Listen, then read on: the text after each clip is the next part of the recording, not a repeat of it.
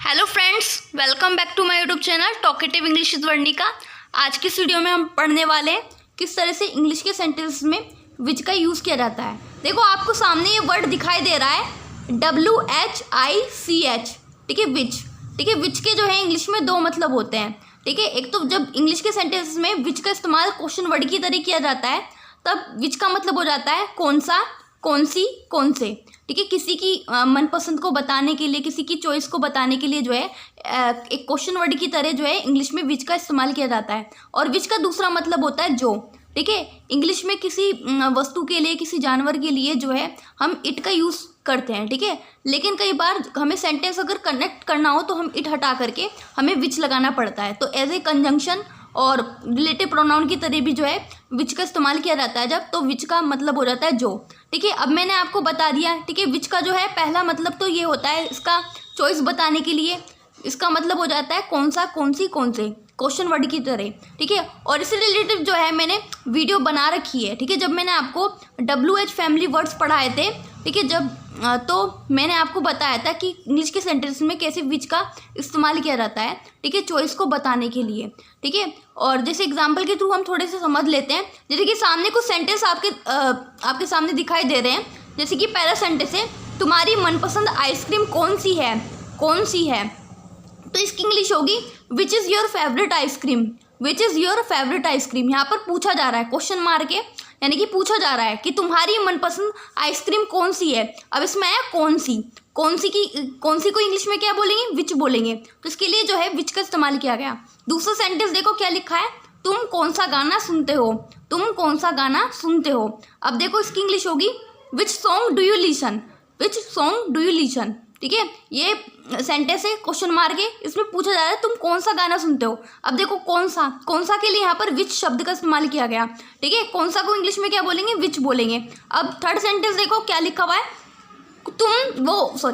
वे कौन सी भाषा बोल रही है, वे कौन सी भाषा बोल रही है। तो इसकी इंग्लिश होगी which language is she speaking, which language is she speaking. वे कौन सी भाषा बोल रही है, इसमें आया कौन सी, तो कौन सी के लिए यहाँ पर विच का इस्तेमाल किया गया है। इस तरह से इंग्लिश के सेंटेंस में क्वेश्चन वर्ड की तरह जो है विच का इस्तेमाल किया जाता है कौन सा, कौन सी, कौन से के अर्थ में। यहाँ पर भी देखो कौन सा, कौन सी, कौन सा और कौन सी के अर्थ के लिए जो है इंग्लिश में विच का इस्तेमाल किया गया। जब प्रश्न पूछे जा रहे हो, जब क्वेश्चन पूछे जा रहे हो, तब जो है विच का इस्तेमाल किया जाता है कौन सा, कौन सी, कौन से के अर्थ में। ठीक है, इससे रिलेटेड जो है मैं वीडियोस में अपने यूट्यूब चैनल पर अपलोड कर चुकी हूँ। ठीक, और जो है विच का इस्तेमाल किया जाता है। ठीक है, इस तरह से। ठीक है, लेकिन आज की इस वीडियो में हम पढ़ने वाले हैं कि विच का इस्तेमाल कैसे कंजंक्शन की तरह इंग्लिश के सेंटेंस में करें, रिलेटिव प्रोनाउन के रूप में, मतलब कैसे इंग्लिश के सेंटेंस में विच का इस्तेमाल करें। ठीक है, तब जो है विच का मतलब जो हो जाता है। ठीक है, चलिए हम आज की इस वीडियो में यही पढ़ने वाले हैं, चलिए देखते हैं। ठीक है, अब देखो सामने आपको दिखाई दे रहा है। ठीक है, विच का मैं यहाँ पर मतलब मैंने जो लिखा है, और कंजंक्शन की तरह मतलब कैसे इस्तेमाल किया जाता है। जैसे कि हम कुछ शब्द बोलते हैं, जैसे कि कई बार जो है हम मैथ के कुछ सवाल सॉल्व कर रहे होते हैं। ठीक है, इंग्लिश मीडियम वाले बच्चे ध्यान दें। ठीक है, मैथ में जो है कई बार जो है इंग्लिश की बुक्स में हमें कुछ ऐसे सम्स दे दिए जाते हैं। ठीक है, कुछ ऐसे क्वेश्चंस दे दिए जाते हैं, जैसे कि वे संख्या लिखो जो 5 से विभाजित है। ठीक है, वे संख्या लिखो जो 5 से विभाजित है। अब इसमें आया जो शब्द का इस्तेमाल आया। ठीक है, तो जो के लिए जो है हम विच का इस्तेमाल किए जाएंगे। अब देखो विच का इस्तेमाल जो है तब करते हैं, ठीक है, या तो हम किसी वस्तु के लिए करते हैं, या फिर हम किसी जानवर के लिए करते हैं, या किसी की चॉइस को बताने के लिए करते हैं, और या फिर जहाँ पर हम इट का प्रयोग करते हैं सेंटेंस को कनेक्ट करने के लिए, तो वहाँ पर भी विच का इस्तेमाल किया जाता है। ठीक है, अब देखो सामने जो मैथ का ये थोड़ा मैथ का एक सेंटेंस है। ठीक है, वे संख्या लिखो जो 5 से विभाजित है। तो इसकी इंग्लिश क्या होगी, चलिए बनाते हैं। तो इसमें देखो, इसमें सेंटेंस लिखा हुआ है इतना, वे संख्या लिखो।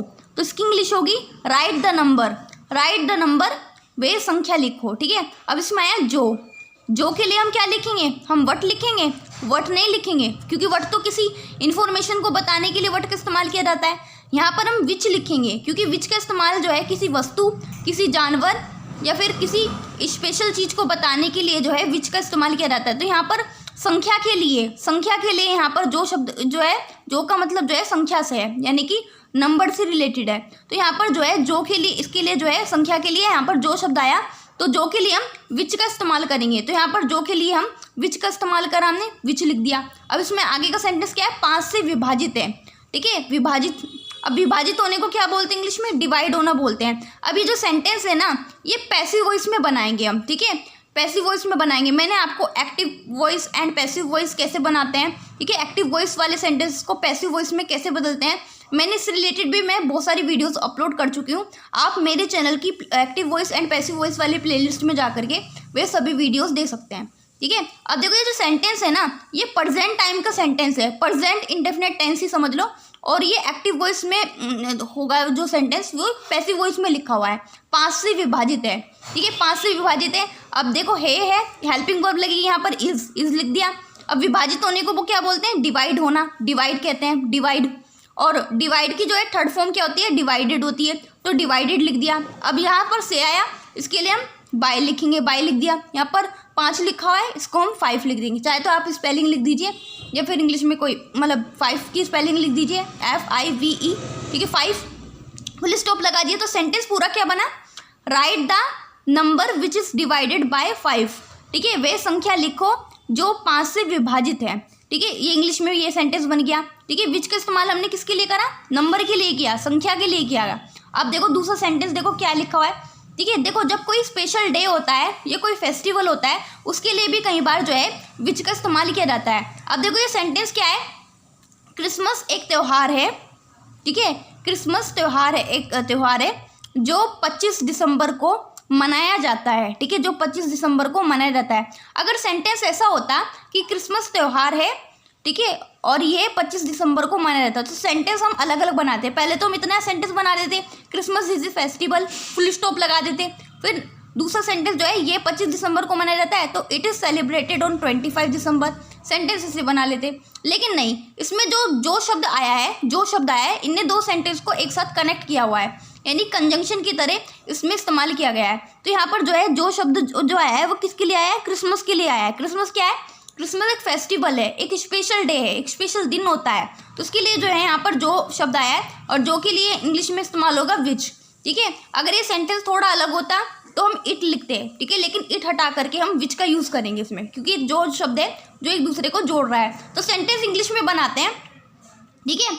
तो सेंटेंस क्या है इसमें, क्रिसमस एक त्यौहार है, पहले तो इंग्लिश में से ट्रांसलेट करेंगे, तो इसमें लिखें, तो इसको इंग्लिश में लिखेंगे Christmas is the festival, Christmas is the festival. अब कुछ लोग समझ रहे होंगे भाई यहाँ पर एक लिखा हुआ है, तो यहाँ पर सेंटेंस में दा क्यों लगाया, यहाँ पर ए आना चाहिए, क्रिसमस इज़ द फेस्टिवल।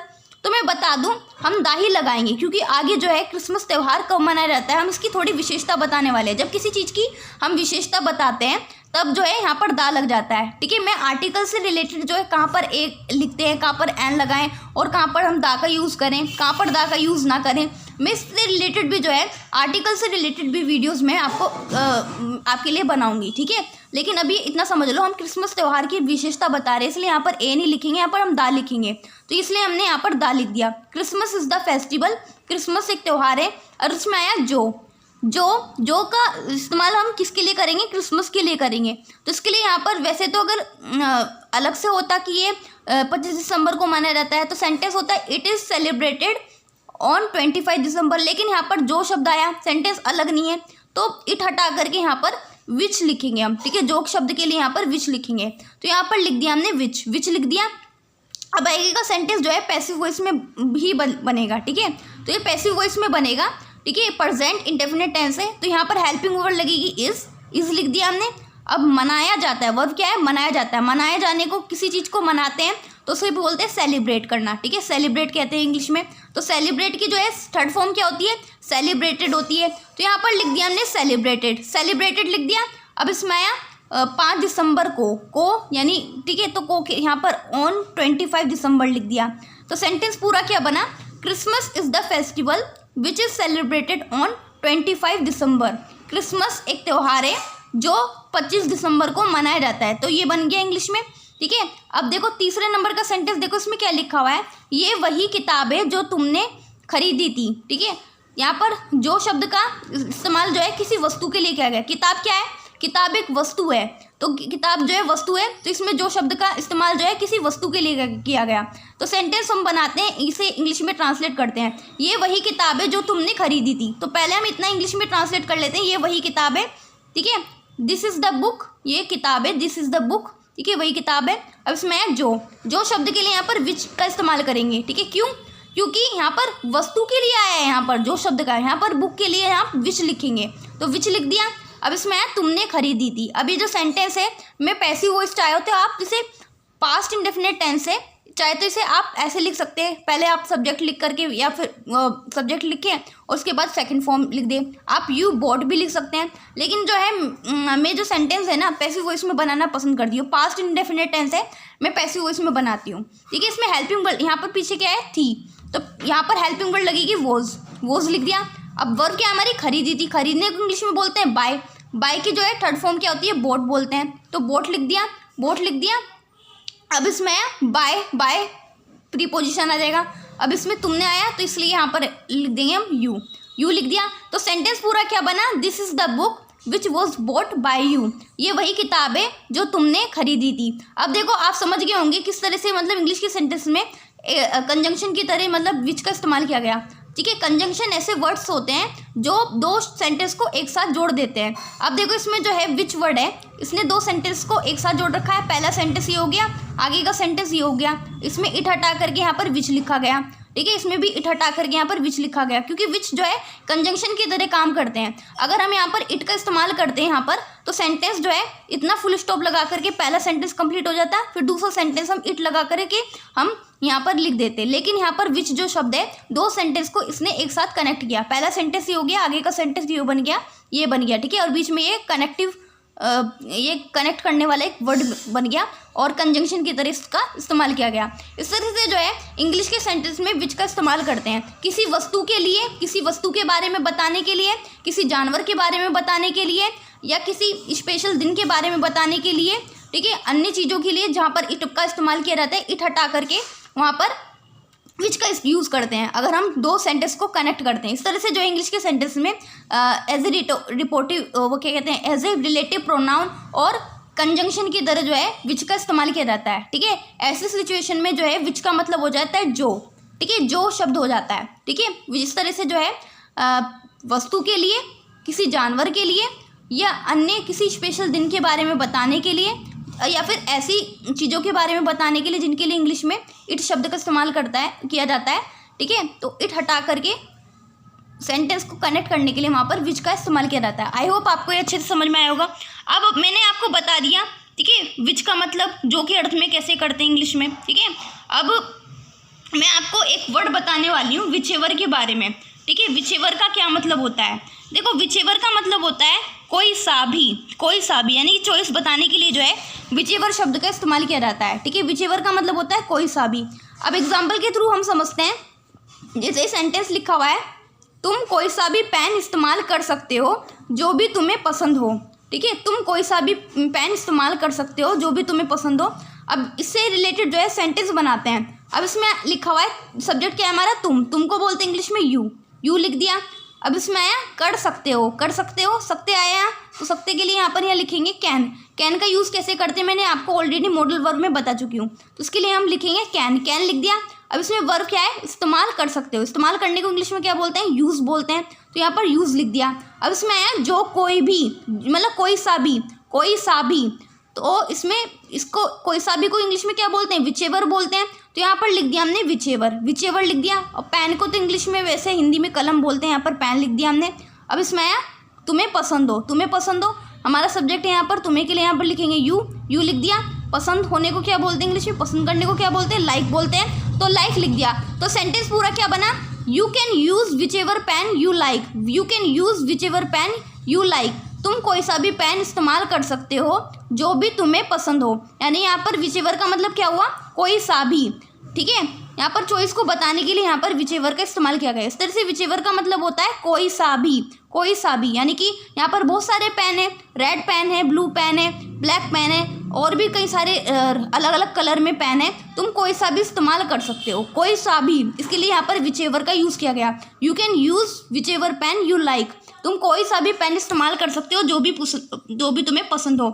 इस तरह से इंग्लिश के सेंटेंस में विच का यूज़ और विच एवर का यूज़ किया जाता है एक कंजंक्शन की तरह, ठीक है। If you like this video please subscribe my channel. ऐसी यूजफुल वीडियोज़ मैं आप सभी के लिए लाती रहूँगी। तब तक के लिए बाय बाय।